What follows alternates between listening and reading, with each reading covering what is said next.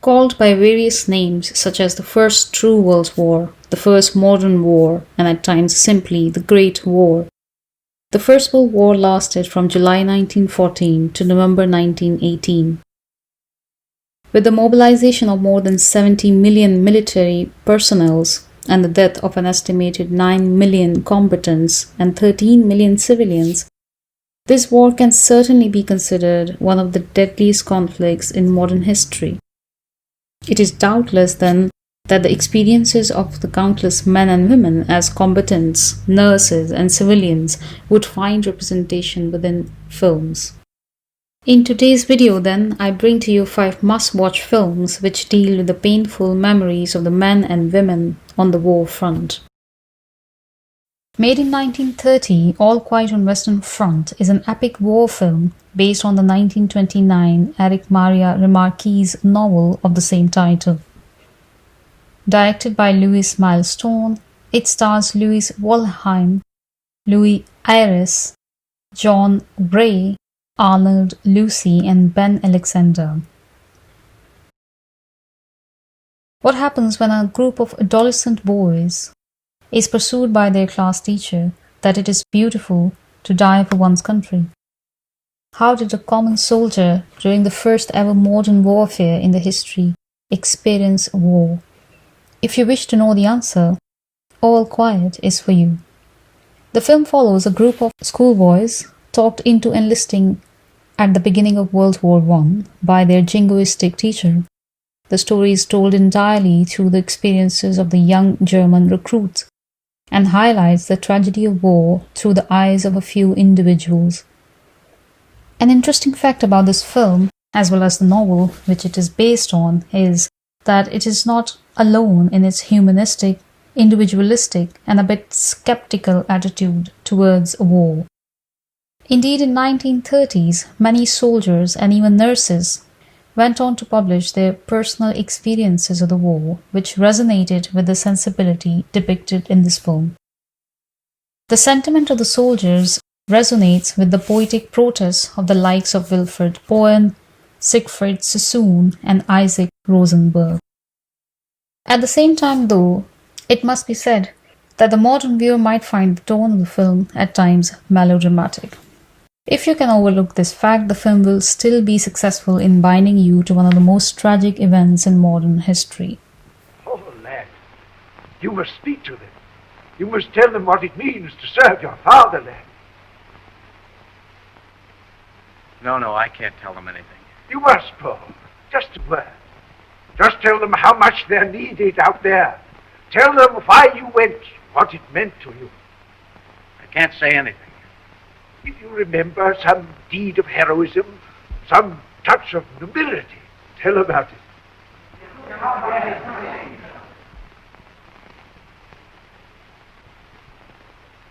I can't tell you anything you don't know.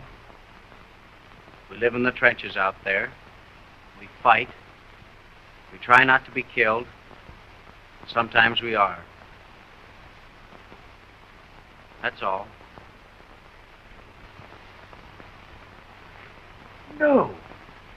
No, Paul. I've been there. I know what it's like.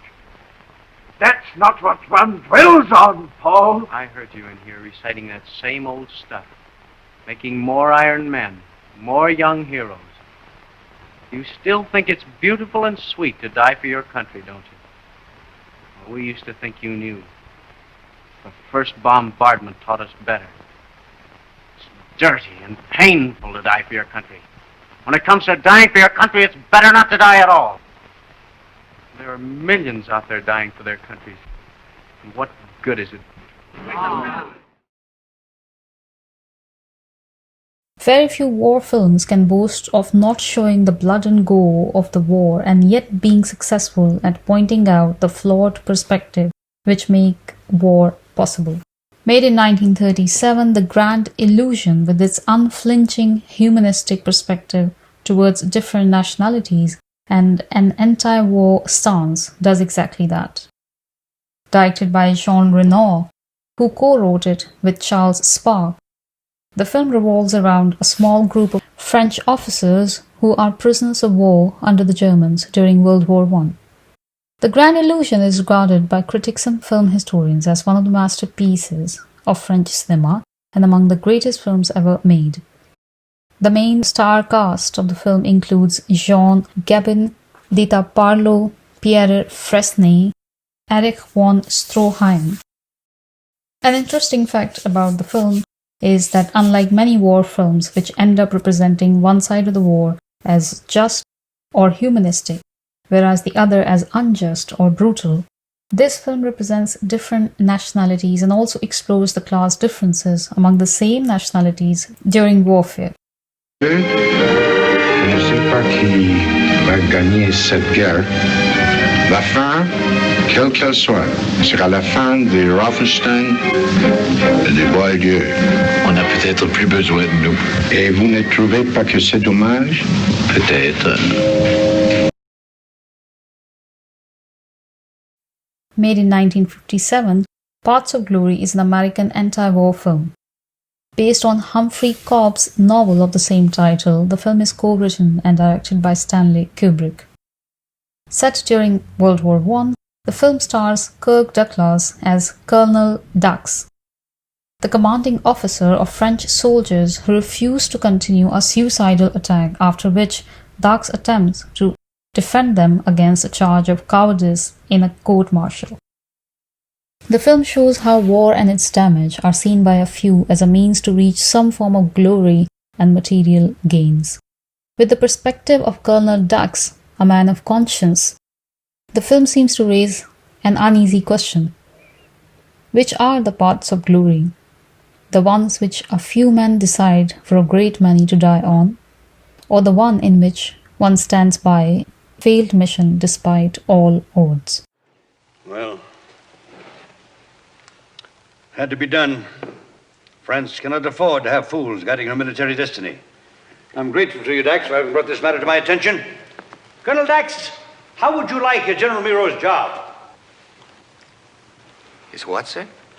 His job. Let me get this straight, sir. You're offering me General Miro's command? Come, Colonel Dax, don't overdo the surprise. You've been after the job from the start. We all know that, my boy. There may be many things, sir. But I'm not your boy. Well, I certainly didn't mean to imply any biological relationship. I'm not your boy in any sense. You're trying to provoke me, Colonel? Well, why should I want to do that? Exactly. It would be a pity to lose your promotion before you get it. A promotion you have so very carefully planned for. Sir, would you like me to suggest what you can do with that promotion? Colonel Dax! You will apologize at once or I shall be placed under arrest. I apologize for not being entirely honest with you. I apologize for not revealing my true feelings. I apologize, sir, for not telling you sooner that you're a degenerate, sadistic old man. And you can go to hell before I apologize to you now or ever again. Many Wars Ago is a 1970 Italo-Yugoslav anti-war drama film directed by Francesco Rossi. Based on Emilio Lusso's book A Year on the High Plateau, its screenplay was co-written by Tonino Guerra, Rafael Lacapria, and Francesco Rossi. Set in the Asiago Plateau in 1916, this work highlights the madness of war, presenting at the same time the unpreparedness and the arrogance of Italian military commanders, the consequences of which were to be borne by the common soldiers. The film captures the grotesque execution of a group of soldiers by their seniors when a major is killed during a mutiny. Both Paths of Glory and Many Wars Ago highlight the irrationality of war, the everyday experiences of the common soldiers, and also show that while one fights an enemy on the other side of the trenches, the greater enemy might be present among us.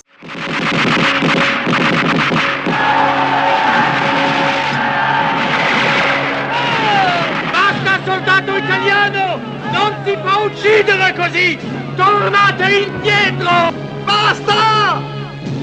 Con questa guerra di morti di fame! Contro morti di fame! Avanti! Avanti! Eccolo là il nemico! È alle spalle! Soldati, alzatevi! E spariamo là! Là! Là! Faccia sparare sul disertore! Sparate sul disertore! Tirate fuori un uomo ogni 10! In questo momento in faccia al nemico, io sono arbitro della vita e della morte dei soldati posti sotto il mio comando. Insomma, esegue o non esegue l'ordine che l'ho dato. Signor no, lei è un pazzo. Quale specie di pace lei desidera?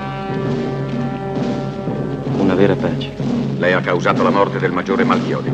Signor sì, lo riconosco. Lei sa che cosa l'aspetta. Signor sì.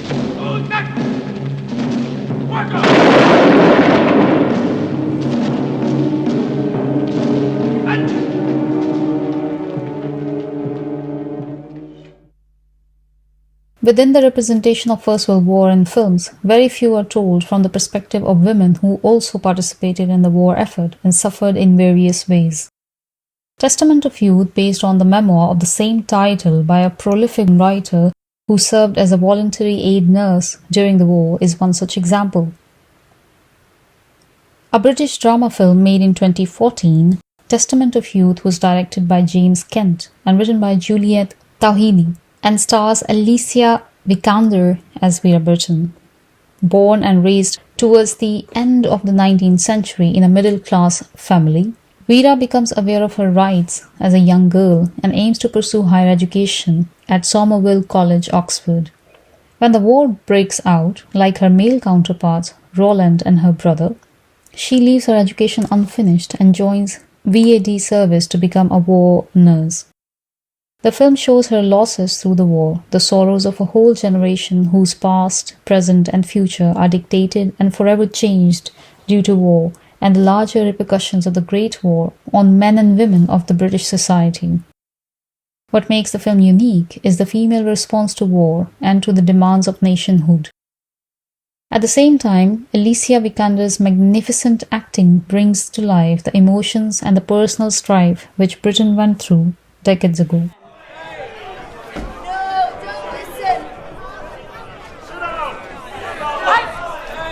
I speak to those of us who were left behind.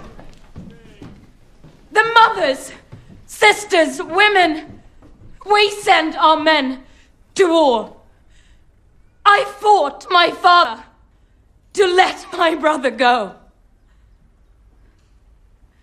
Because we think it's the right thing. The honorable thing.